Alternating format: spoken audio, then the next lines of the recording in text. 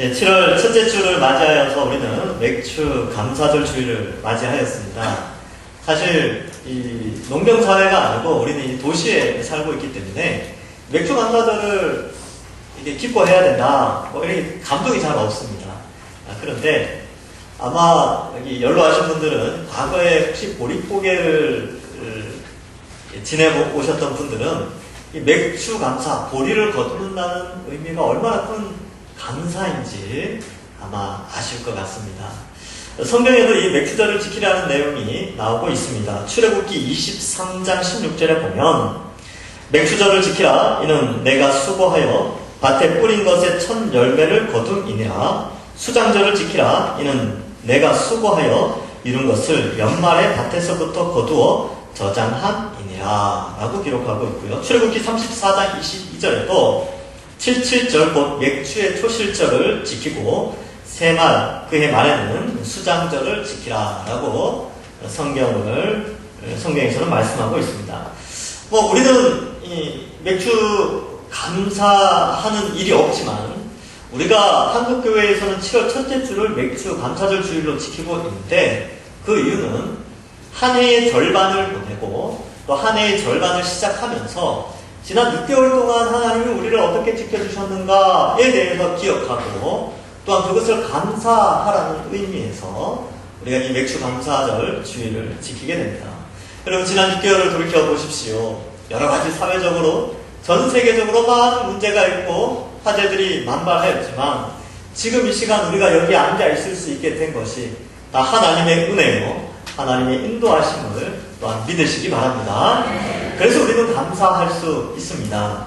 그래서 어떤 사람들은 꼭 감사의 제목이 뭐 있어야지만 감사하지요 라고 할 수 있지만 사실 우리는 감사의 제목 우리가 알지 못해서 그렇지 너무너무 많이 있습니다. 어떤 사람은 그렇습니다. 저는 뭐 가난하고요, 몸도 아프고요, 또 뭐 자녀들도 그렇게 잘 된 것 같지도 않은데 어떡합니까? 어떻게 감사할 수 있습니까? 라고 하지만 사실 여러분 우리가 경제적인 부분만 제가 한번 말씀을 드려볼게요. 여러분 전 세계 인류가 인구가 몇 명이냐면 70억 정도 됩니다. 정확한 숫자는 제가 잘 모르지만 그러면 여러분 우리의 이 삶의 윤택함이 70억 인구 가운데 몇 퍼센트 안에 들어가겠습니까? 70억 인구 중에. 그럼 우리는 제가 생각할 때 그렇습니다. 정확하진 않지만 5%, 상위 5% 안에 들어간다고 생각합니다. 첫 번째로는 집이 어느 정도 먹고 살 수 있는 집이 있죠. 그 다음에 아팠을 때에 약을 공급받는 게 너무나 잘 되어 있습니다. 여러분 이 경제적으로 뒷받침되지 않으면 이 약 공급이 안 돼서 일찍 죽는 사람들이 많아요. 근데 대한민국은 곳곳에 약국이 있습니다. 그렇죠? 약국들이 막 여러 군데가 있죠. 그리고 아프면 병원에 가서 진료받을 수 있는데 아주 싸게 진료받을 수 있도록 그렇게 구조가 되어져 있습니다. 그래서 여러 가지 형편들을 돌아볼 때에 그죠? 먹는 문제도 마찬가지죠. 음식 쓰레기가 쌓여서 문제지 없어서 문제가 되는 것은 잘 없습니다. 물론 사회적 취약계층이 있긴 하겠지만 그래서 우리가 생각해 볼 때 우리 대한민국 사람들의 경제 수준은 전 인류의 상위 5% 안에 들지 않을까 제 개인적으로는 그렇게 생각합니다. 그럼 왜 이렇게 사람들이 경제적인 문제로 불평과 불만과 시기와 질투와 그럴까? 결국 그 마음속에는 상대적 빈곤감이라는 게 있습니다. 그래서 잘 살면도 불구하고 나보다 잘 사는 사람을 보니까 가난하다고 생각하는 거죠. 제가 예전에 들었던 예화인데 지금은 그렇지 않지만 예전에 타워 팰리스 그러면 대한민국의 부의 상징 아파트죠. 거기에도 평수가 몇 개가 있답니다. 그래서 100평, 예를 들면 100평, 60평인데 100평짜리 아이가 100평짜리에 사는 아이와 60평짜리 사는 아이가 유치원에 같이 갔어요. 100평짜리 아이가 60평짜리 애 보고 그러는 거예요. 아유, 너무 가난하지 않냐. 불쌍하다. 그리고 60평짜리 사는 애는 집에 와서 막 우는 거죠. 우리 집 왜 이렇게 가난해요? 막 그런다는 거죠. 이게 뭘 예화지만 이걸 뭘 의미하냐면 대부분의 사람들이 자기가 잘 사는 것보다는 상대적 빈곤감이 그를 지배할 때 그는 더 힘들어한다는 거죠. 불평과 불만을 더 나타낸다는 거죠. 여러분 광야 세대들이 왜 그렇게 불평했습니까? 먹을 거 있고 입을 거 있고 신발 헤어지지 않고 옷 헤어지지 않았음에도 불구하고 왜 그렇게 불평을 했습니까? 예전에 애굽에 살던 거랑 비교해보니까 아, 그렇다는 거죠. 만나를 먹으면서도 고기 생각을 했다는 거예요. 고기 먹으면서도 옛날에 애국에 있을 때 몸에 활력을 불어주던 그런 그들이 생각이 났다는 거죠. 그러면서 이 상대적 빈곤과 뭔가를 비교했을 때 자기는 안 좋다라고 생각할 때 불평과 불만이 일어났는데, 여러분, 우리가 예수를 믿고 나서 우리가 사고를 바꿔야 될 게, 사실 우리가 성경에 비추어 보면 감사할 제목이 너무 많다는 것입니다. 우리는 보통 이 세 가지, 물질의 문제, 건강의 문제, 자녀의 문제 때문에 감사의 제목을 많이 찾는데, 성경에서는 사실 이 세 가지 때문에 감사하는 게 별로 항목이 없어요. 대신에 다른 것들 때문에 감사할 것을 가르쳐주고 있습니다. 그래서 감사는 경험에 의해서 나오는 게 아니라 배움에 의해서 나온다는 사실 우리가 또 알 수가 있죠. 그리고 오늘 말씀도 마찬가지입니다. 오늘 말씀도 사실 우리가 감사할 것이 없다라고 생각할 수 있지만, 오늘 말씀을 딱 보는 순간 우와, 감사하지 않을 수 없구나 라는 고백이 우리 모두에게 있기를 간절히 소망합니다. 그렇다면 오늘 본문을 한번 보겠습니다. 12절에 보시면 그러므로 라고 시작하는데, 앞의 내용을 받는다는 것이죠. 앞의 내용이 뭐냐면, 우리가 하나님의 진노를 받는 영원한 지옥에 가야 되는 그런 죄악된 삶을 살았던 자였다. 그러나 그 죄악에서 벗어나 하나님의 은혜로 새 사람이 되어서 이제 위의 것을 바라보는 자가 되었다라는 것을 우리에게 말씀하고 있습니다. 그러므로 위의 것을 바라보는 새 사람이 되었으므로 너희는 하나님이 택하사 거룩하고 사랑받는 자처럼 이라고 시작을 하게 됩니다. 이 세 가지를 설명하죠. 하나님이 택했다, 그 다음에 거룩하게 하셨고 사랑받는 자가 되었다. 이 택했다라는 것은 우리가 하나님의 백성이 된 게 아니라는 것입니다. 내가 하나님을 선택한 것이 아니라 하나님이 우리를 선택하셨죠. 우리는 원래 하나님을 찾을 수 없는 자예요. 하나님께서 인류 가운데서 하나님을 찾는 자가 있나 보시려고 찾아왔는데 하나도 없었다는 거죠. 한 사람도 의인이 없었습니다. 그래서 우리가 예수님을 믿게 된 것은 하나님이 우리를 선택하셔서 성령을 부어주셔서 우리의 지성과 감정과 의지가 변화되어 복음을 통하여 하나님을 찾게 해주셨죠. 이게 바로 택하심입니다. 이 복을 우리가 누리게 되었고요. 두 번째로는 거룩하고 라고 할 때 거룩할 수 없는 존재였죠. 이 거룩하다라는 단어가 구별되었다. 뭐가 구별되냐면 죄와 구별된 거예요. 그래서 죄와 구별된 자로 우리를 부르셨고요. 또 이 거룩이라는 것은 하나님의 속성과 연결되어 있거든요. 그래서 우리가 하나님의 속성을 닮은 거룩한 자가 되었다라는 것입니다. 그리고 이제 세 번째가 사랑받는 자처럼 이렇게 되는데, 이 세 가지 중에서는 이 세 번째 사랑받는 자를 좀 강조하고 싶습니다. 여러분, 우리는 사랑받는 자가 되었어요. 여러분, 사랑을 하면 어떤 일이 벌어지냐면 사랑하는 대상에게 관심을 가지게 됩니다. 예. 그래서 사랑하는 연인들, 청년들이 이렇게 연애를 하잖아요. 그리고 혹시나 썸을 탄다든지 그런 거 보면, 제가 청년부 사역을 오래 해서 아는데 딱 보면 알아요. 아, 제가 쟤 좋아하는구나. 네. 아, 지금 썸 타고 있구나. 아, 쟤네들 교제하는구나. 왜냐하면 이 관심이라는 거요, 이 감출 수가 없어요. 사랑하면 관심을 감출 수가 없다니까요. 요새 기침과 사랑은 숨길 수 없다는 거죠. 기침 나면 해야죠. 근데 사랑도 감출 수가 없어요. 본인은 절대 한다고 하는데, 티를 안 한다고 하는데, 제가 보면 또 수가 나요. 아, 제가 또 좋아하는구나. 금방 아는데. 그래서 이 사랑받는다는 것은 참 좋은 것이죠. 이 사랑의 관계는 남녀와의 관계뿐만 아니라 부부의 관계, 좀 더 들어가면 이제 부부고, 그 다음에 부모와 자녀와의 관계, 또 뭐 친구와 친구 사이의 우정의 관계, 이런 것들로 나타나게 되는데, 사랑은 반드시 표현되어지게 되어 있습니다. 마찬가지로 여러분, 하나님과 우리 사이의 사랑의 관계가 형성되는데, 이 본문에서는 사랑을 받는다라고 되어 있어요.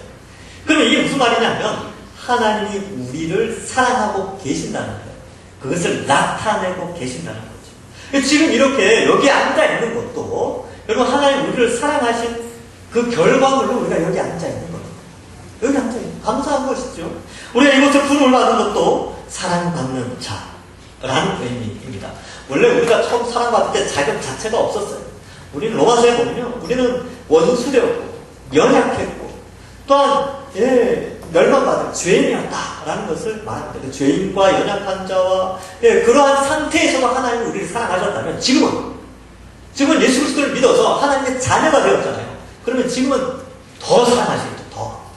더 사랑받는 자가 되었습니다. 그래서 예전에 이런 예화가 하나 생각나는데, 초등학교 처음 들어가면 부모님들이 처음에 몇 번 데려다 줍니다. 그리고 이제 항상 데려다 줄 수 없으니까 나중에 혼자 가게 하죠. 친구들하고 같이 가게 하든지. 근데 어느 날은 이제 아이를 혼자 보내야 되는데, 부모가 불안한 거예요. 사랑하니까, 관심이 있으니까. 그래서 회사에 몰래 휴가를 내고 아이를 먼저 보내고 빠이빠이 한 다음에 뒤를 쫓아가요. 잘 가나? 어디 나쁜 사람 깨에 빠지진 않나? 길을 잃어버리진 않나? 어디 뭐 잘못 들어가서 헤매고 있지 않나? 뒤에서 이렇게 밟는 거죠. 그래서 학교 안에 딱 들어가면 휴 하고 이제 돌아가게 되는데, 자녀는 몰라요. 엄마 아빠가 따라오는지 모릅니다. 근데 부모는 사랑하니까, 관심이 있으니까 그를 지켜보게 됩니다. 그러면 이게 사랑이죠. 우리에게 사랑을 받는다라는 의미입니다. 하나님이 우리는 사실 이 예배당에 있을 때는 교회 와서는 하나님 사랑받는 것 같아요. 그죠? 말씀 통해서 찬송하고 사랑받구나. 근데 요 계단을 내려가고 후문으로 나가는 순간 이게 잊어버립니다. 하나님 계시나? 뭐 이럴 때가 있죠. 우리는 하나님과 빠이빠이 할 수 있죠. 하나님 다음 주 뵐게요. 뭐 이렇게 할 수는 있단 말이죠. 근데 하나님은요, 우리를 계속 지켜보십니다. 우리가 길을 갈 때도, 횡단보도를 건널 때도, 밥을 먹을 때도, 사람들을 만날 때도 우리에게 늘 관심을 가지고 계시다는 것이죠. 이게 바로 사랑받는다는 것입니다. 여러분, 사랑받고 계십니다. 네, 어떤 잘 사는 사람, 유명한 사람의 사랑을 받는 게 아니고 만물을 창조하신 위대하신 하나님의 사랑을 받고 있습니다. 이것을 기억해야 하는 것이죠. 자, 그렇다면 우리가 이 사랑을 받는데, 사랑받는 증거가 뭐냐면 옷을 준비하셨대요, 하나님께서. 보니까 긍휼과 자비와 겸손과 온유와 오래 참음을 옷 입고 이렇게 되어 있죠. 여러분, 옷이라는 것은 사람을 보호하는 역할도 하죠. 지금처럼 이렇게 에어컨이 좀 셀 때는 긴 옷이 좀 입을 필요가 있겠죠. 근데 또 너무 더울 때는 또 짧은 옷을 입어야 되죠. 그죠? 옷이라는 것은 몸을 보호하는 기능을 하는 것 뿐만 아니라 아주 중요한 기능, 이 성경에서 말하는 옷의 중요한 기능은 뭐냐면 신분을 나타냅니다. 여러분, 사극을 보면, 옷을 보면 저 사람의 신분이 대충 뭔지 알죠? 왕의 옷은 표가 나요. 그 다음에 높은 정승의 옷은 또 색깔이 달라져. 낮은 하급 정승들하고 또 달라요. 이처럼 옷은 신분을 나타내기 때문에 그 어떤 옷을 입고 있느냐가 아주 중요한데, 우리는 바로 5개의 명품 보석을 걸친 옷을 입고 있다는 거예요. 그 5개가 뭐냐면, 첫 번째 긍휼, 자비, 겸손, 온유, 오래 참음으로 옷을 입고 있어요. 멋진 옷이죠. 명품 옷입니다. 여러분, 예를 들어서 5천만 원짜리 옷이 있다. 예복이 있다. 근데 5천만 원짜리 옷 입고 축구하는 사람이 있어요? 없겠죠? 찢어지면 어떡합니까? 오염되면 어떡해요? 슬라이딩도 하고 몸도 부딪히면서 막 그러는데 5천만 원짜리 옷 입고 운동하는 사람은 없습니다. 배드민턴 치는 사람은 없어요. 그런 옷은 특별한, 저는 아직 본 적은 없지만 어쨌든 그런 옷이 있다면 아주 특별한 행사에 아주 품격 있게 그런 옷을 입고 있어 아주 이렇게 품위 있게 그렇게 행동하지 않겠습니까? 그죠? 왜냐면 옷이 비싸니까. 여러분, 우리가 지금 하나님이 만들어준 명품 옷을 입고 있는 거예요. 거기에 보석이 아주 빛나는 보석 5개가 박혀 있다니까요. 이것은 값으로 비교할 수 없죠. 그 옷을 입고 있다면 우리가 어떠한 삶을, 어떠한 신분의 삶을 살아야 될 것인가 한번 생각해 보라는 것이죠. 그래서 첫 번째 우리의 감사 제목은, 여러분, 우리 명품 옷을 입고 있습니다. 그 옷은 바로 긍휼의 옷이죠. 자비의 옷이고 겸손과 온유의, 그리고 오래 참음의 옷인데, 이 긍휼이라는 게 뭐냐 하면요, 내면 깊숙한 곳에서 나오는 진심 어리게 불쌍히 여기는 마음, 이 마음은 사람의 이익과 상관없고 자기에게 비록 손해가 오더라도 능히 불쌍한 자를 불쌍히 여기는 마음, 이게 긍휼이랍니다. 그래서 내게 손해가 올지라 할지라도 다른 사람을 불쌍히 여기고 돕는 그런 마음이죠. 예수님의 마음 아닙니까? 근데 성령이 우리 속에 있으니 우리 그리스도를 닮아가니까 이 긍휼의 마음이 있어야 됩니다. 그래서 주변에 연약한 자들 보면 돕고자 하고, 불쌍하니까 그런 마음으로 도와주죠. 예수님이 왜 병 고쳐주셨습니까? 불쌍히 여기사 고쳐주신 거죠. 두 번째는 자비의 옷인데, 자비는 윤리적으로 성실하고 충실한 사람을 의미합니다. 여기서 쓰인 단어는 그렇습니다. 그래서 신자든 불신자든 누가 봐도 저 사람은 참 괜찮다라고 하는 그런 호의적인 태도를 가진 사람. 야, 저 사람 참 괜찮아. 예수 믿는 사람 역시 참 괜찮네. 이런 말을 들어야 되죠. 그래서 이런 자비의 옷을 우리가 입고 있습니다. 그래서 여기 앉아 계신 분들도 주변에 있는 사람들에게 참 괜찮은 분이다 라고 또 인정받으시기 바랍니다. 네. 그 겸손. 겸손의 옷이 있는데, 겸손은 결국은 이 예수 그리스도의 겸손을 담는 겁니다. 빌립보서 2장 3절에 보면 오직 겸손한 마음으로 각각 자기보다 남을 낮게 여기라 라고 표현하고 있습니다. 그러면 이 남을 나보다 더욱 나은 사람으로 여기는 것이 바로 겸손이죠. 근데 이 겸손의 최고 절정은 뭐냐면 다른 사람을 위해서 죽는 겁니다. 예수님이 그렇게 하셨죠. 예수님이 겸손의 절정, 신이신데 이 땅에 피조물로 오셔서 피조물의 죄값을, 죄 형벌을 대신해서 대신 죽어주셨습니다. 겸손이죠. 겸손의 절정이죠. 그렇게까지 낮아져야 된다라는 것을 우리에게 요구하고 있는 것입니다. 그러면 우리는 남을 위해서 죽어야 되는데 오늘날 남을 위해서 죽지는 않지 않습니까? 그러면 제가 하나의 대안을 말씀드리겠습니다. 여러분, 인간관계에 있어서 다른 사람을 나보다 더 낮게 여기시고 자존심을 죽이시면 돼요. 자존심. 자존심 있잖아요. 자존심. 근데 이걸 죽이면 이게 겸손한 사람. 이게 최고로 겸손한 사람. 오늘날 사람들이 왜 이렇게 분노하고 왜 이렇게 다 싸우고 다투고 합니까? 자존심 때문이거든요. 그런데 겸손한 마음은 그걸 죽이는 거예요. 자신을 낮추는 거죠. 한번 해봅시다. 제가 가끔 하는 말이 있죠. 나는 무시당해도 싸다. 혹은 나는 무시당해도 괜찮다. 이거 이제 마음에 익히는 것이죠. 자, 이제 예수님은 그렇게 사셨습니다. 우리에게 주어진 명품 보석이 바로 이 겸손입니다. 다음 네 번째로 온유인데 이게 한자어입니다. 따뜻할 온자에 부드러울 유자를 쓰고 있어요. 이 헬라어로는 프라비테스라는 단어를 쓰는데 이게 두 가지 의미가 있습니다. 첫 번째 의미는 잘 길들여진 상태. 그러면 이 서커스 가면 사자들이 이렇게 막 움직이잖아요. 사자들이 사람 무는 거 봤어요? 안 물죠. 그 야생성이 길들여져서 그렇습니다. 그래서 사자 입을 쭉 벌려서 사람 머리 집어넣고 막 제가 TV에서 봤습니다. 본 적 있으시죠? 예, 사자가 이걸 안 물어요. 왜냐하면 길들여졌거든요. 그러니까 자신의 죄된 본성에 길들여진 상태, 이게 온유합니다. 우리는 원래 태어날 때부터 원죄를 가지고 태어났죠. 그 원죄로 말미암아 죄인으로 태어나기 때문에 죄를 짓습니다. 그런데 이 온유함이라는 게 뭐냐면 그 죄성이 길들여져서 거룩한 삶으로 변화되는 그런 훈련된, 이게 바로 이 온유함입니다.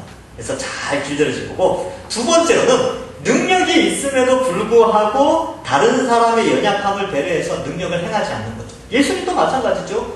예수님이 막 하늘에 불을 떨어뜨려서 막 심판할 수 있었지만 그렇게 하지 않았죠. 제자들의 연약함도 하나님은 다 봐주셨습니다. 그래서 능력을 함부로 쓰지 않는 게 온유입니다. 이제 운동선수들을 보면, 격투기 선수들, 그 링 안에서는 정말 치열하게 싸우지만 링 밖에 나오면 그 힘을 절제하죠.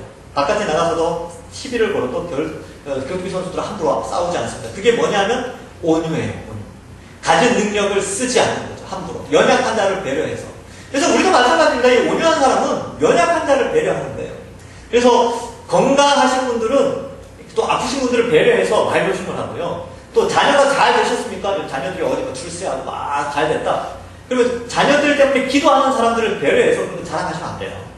돈이 많으십니까? 예, 돈 없는 사람들 좀 배려해가지고 돈이 많은 능력이 있죠. 발휘할 수 있죠. 그러나 연약한 자들을 배려해서 말하지 않거나 조용히 그 일을, 오른손이 하는 일을 왼손이 모르게 하듯이 선한 사업을 하는 것이죠.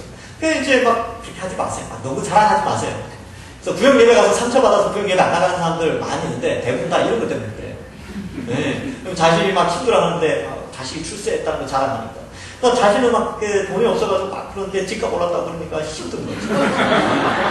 그거 못 나가게 돼. 구역 예배 못 나가게 돼. 그래서 이럴 때 요게 온유함이 필요하구나. 요럴 때 필요한 게 온유함이에요. 네. 자랑할만 하죠. 다른 사람이 자랑해주면 그건 어쩔 수 없어요. 본인이 자랑하지 않는 게 능력이 있음에도 불구하고 절제하는 것. 이게 바로 온유입니다. 예수님도 그러셨죠. 그래서 마태복음 11장 28절 29절에는 수고하고 무거운 짐진 자들아 다 내게로 오라. 내가 너희를 쉬게 하리라. 나는 마음이 온유하고 겸손하니. 이렇게 표현하고 있습니다. 예수님. 그래서 이 명품 옷은 그리스도의 옷이에요. 그래서 온유함의 옷을 입는 것이죠. 마지막으로 오래 참음인데 인내하는 것이죠. 이것은 이제 억울함이나 답답한 가운데서도 참고 인내하는 거죠. 이거는 이제 가정의 부모님들이 많이 이 성품을 가지고 계세요. 자식들 키울 때 어때요? 오래 참으시죠. 근데 교회 안에서도 마찬가지입니다. 교회 안에 이제 목회자들 그리고 여러 중직자들은 이 성품이 아주 중요합니다. 오래 참는 거. 잘 참아야 돼요. 그래서 이러한 것들을 통하여서 이 명품 옷이 드러나는 거예요. 이제 부모님들 오래 참는 거 보면 제가 한 가지 예를 들면 청소년들 키우는 부모님들, 그분들이 진짜 오래 잘 참아요. 질풍노도의 시기에 얼마나 잘 참는지 몰라요. 저도 중학교 때는 이 감정을 다스릴 수가 없었어요. 그래서 제가 중학교 2학년, 3학년인데도 저 지나가는 운동선수들이나 그 어른들 있잖아. 씨름 선수들 봐도 내가 싸우면 이길 것 같았어요. 어리석었죠. 예. 근데 그러한 저를 참아주는 유일한 분은 부모님이었어요. 그러니까 이 오래 참는 건데 이게 우리에게 필요하고, 우리가 죄 때문에 막 그럴 때 끝까지 참아주시고 우리를 예수 그리스도의 십자가로 바라보게 하신 분이 누구냐면 하나님이시죠. 우리가 그 성품, 그 명품 옷을 우리도 가져야 됩니다. 그래서 오래 참으세요. 오래 참으시면 됩니다. 자, 이러한 명품 옷을 가지게 해주셨죠. 내가 옷을 산 게 아니고 옷을 주셨다니까요. 그래서 우리는 감사할 수 있고요. 두 번째로 감사할 수 있는 것은 여러분 용서와 사랑을 베풀어 한 몸이 되게 하셨기 때문에 감사합니다. 13절부터 15절에 나오는데 누가 누구에게 불만이 있거든 서로 용납하여 피차 용서할 때 주께서 너희를 용서하실 것 같이 너희도 그리하고 그리고 사랑을 더하라. 그리고 15절 보면 평강을 위하여 한 몸으로 부름을 받았다. 이것을 말씀하고 있습니다. 그래서 용서와 사랑, 한 몸됨을 기억해야 합니다. 여러분 사실 용서하라는 것은 불교에도 있고요, 이슬람교에도 있고 또 남녀 호랑 개교, 이상한 종교에도 다 용서라는 게 있습니다. 그러면 기독교의 용서와 그 타종교의 용서가 뭐가 다릅니까? 타종교의 용서는 인간 내면에서 나오는 용서예요. 자기의 능력을 끌어올려서 남을 용서해 주는 거죠. 도덕 시간에도 탁구 가서도 용서하라고 그래요. 그건 다 인간의 내면에서 나오는 겁니다.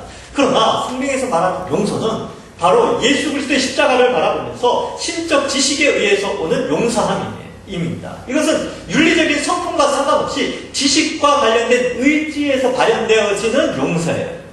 내 감정은 용서하고 싶지 않대 지식은 용서하라고 하니까 용서하는 겁니다. 그 지식이 뭐냐면 예수님이, 성부 하나님이 나의 죄를 먼저 용서하셨다는 거죠. 그래서 1만 달란트 빚진 자였는데 용서함을 받았어요. 그러니까 몇백 데나리온 충분히 용서할 수 있는 것이죠. 그래서 쉽게 용서해 주도록 하는데 이게 선지식이 있어야 됩니다. 내가 엄청난 용서함을 받는다. 그 용서함을 못 받아 다른 사람을 용서해야지. 이렇게 가는 거죠. 그래서 이 십자가에 대한 지식은 이 용서로 가게 해줍니다. 그래서 여기에 나오죠. 너희를 용서한 것 같이 너희도 그리하라.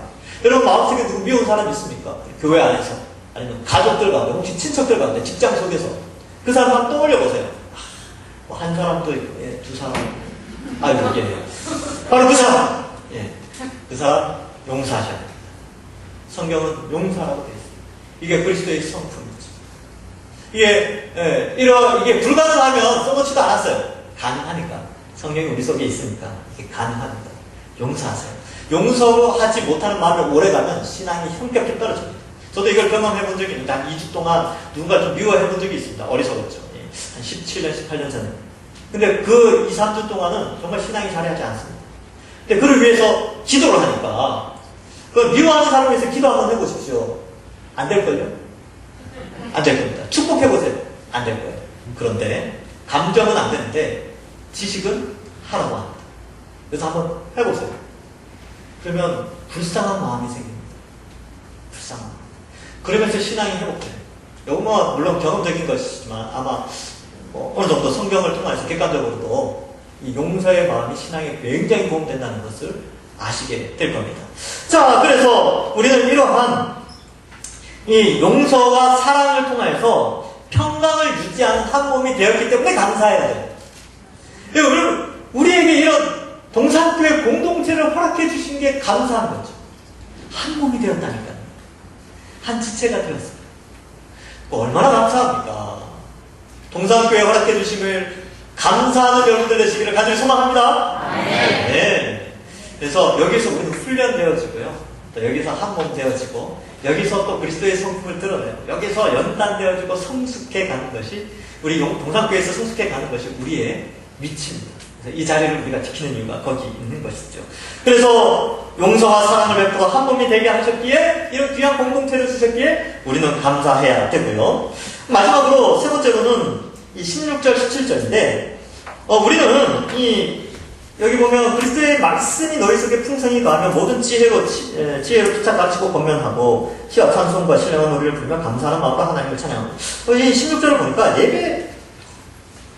예배의 모습이에요. 말씀을 풍성히 배우죠. 피차 가르치고 권면하는 이 양육의 모습, 시와 찬송, 노래 다 예배 시간에 있는 것이죠. 그래서 우리가 이 예배로 부름을 받았습니다. 그리스도로 옷 입고 서로 피차 뜨겁게 사랑하면서 예배드리는 공동체가 된 것이죠. 그리스도의 말씀이 풍성히 거해야 되는데, 여러분 예배 시간의 절반 이상이 무슨 시간이냐면 설교 시간이죠. 그리스도의 말씀을 배우는 시간입니다. 이 시간은. 그래서 종교개혁 이후에 말씀으로 돌아가자라고 하면서 처음 바꾼 게 예배의 형식을 바꿨어요.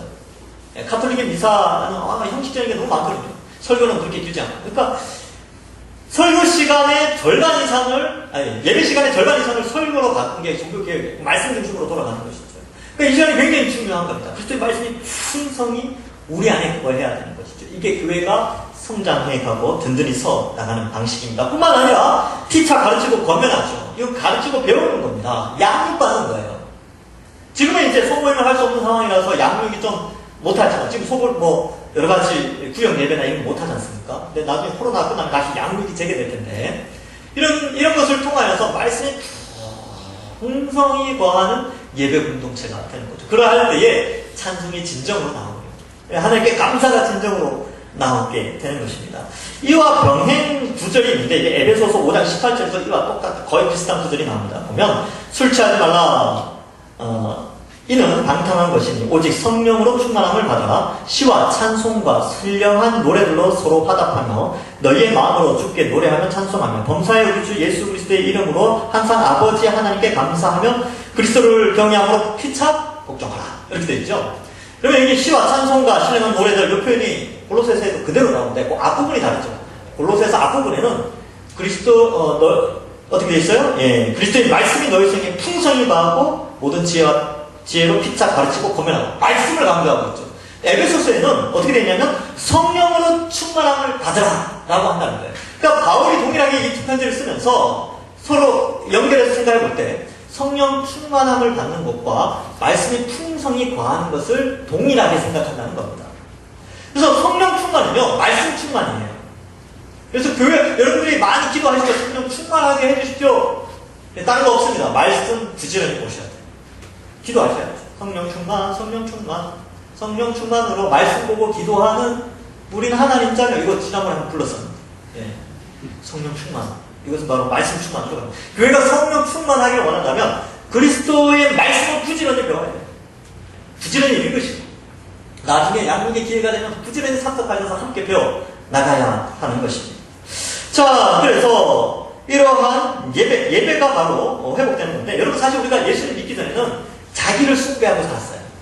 나를 위해서, 나 중심적, 내 가족 중심적으로 살았고, 그 다음에 나를 위해서 나 중심적으로 살다 보니까 우상을 숭배하게 되는 거죠. 여러분 구약 성경에 우상 숭배를 설명하는 거 보면 이렇게 기록되어 있어요. 자기를 위하여 우상을 만들고, 이렇게 기록되어 있어요. 찾아보세요, 진짜로. 자기를 위하여 우상을 만들고. 그러니까 우상을 만든 목적은, 우상을 숭배하는 목적은 자기를 위한 거예요. 정치로 왜 다닙니까? 지를 위해서. 지를 위해서 하는 거예요. 돌 무더기 앞에서 왜 저라고 기도합니까? 지를 위해서. 자기를 위해서. 그러니까 자기 자신을 위해 우상을 숭배하는 거예요. 우리는 나를 위해서 예수를 믿는 게 아니라 하나님의 영광을 위해서. 나의 앞뒤로 하나님 책임을 준다는 그 믿음이 있으니까 하나님의 영광을 위해서 우리는 하나님께 예배를 드리고, 우리가 나를 위해 예배드리는 형태에서 하나님, 성부, 성자, 성령, 참신이신 하나님께 예배드리는 참다운 예배자로서 하나님이 불러주셨기 때문에 감사하는 것입니다. 우리가 이 예배 자리에 부르심을 받지 않았으면 우리 다른 거 숭배하고 있었을 거예요. 그렇지 않겠습니까? 그렇죠? 근데 참신을 숭배하도록 우리를 불러주셨기 때문에, 그리고 그렇게 살도록 말씀을 풍성히 우리에게 부어주시기 때문에 우리는 감사할 수 있는 것이죠. 17절에 보면 또 무엇을 하든지 말이나 일이나 다 주 예수의 이름으로 하고 그를 힘입어 하나님 아버지께 감사하라. 이 뜻은 뭐냐면, 여러분 말하든지 일하든지 사람은 자기를 높이고자 하는 속성이 있어요. 그렇죠? 그래서 여러분들 교회에서 봉사할 때 좀 누가 알아줬으면 좋겠다. 밖에 나가서 누가 부르면 또 일을 한다. 그러면 아이고 이럴 때 방송국 카메라가 와서 비춰줬으면 좋겠다. 뭐 그렇게 생각하지 않습니까? 그죠? 왜냐하면 어떤 일을 할 때, 어떤 말을 할 때 알아주기를 원해요.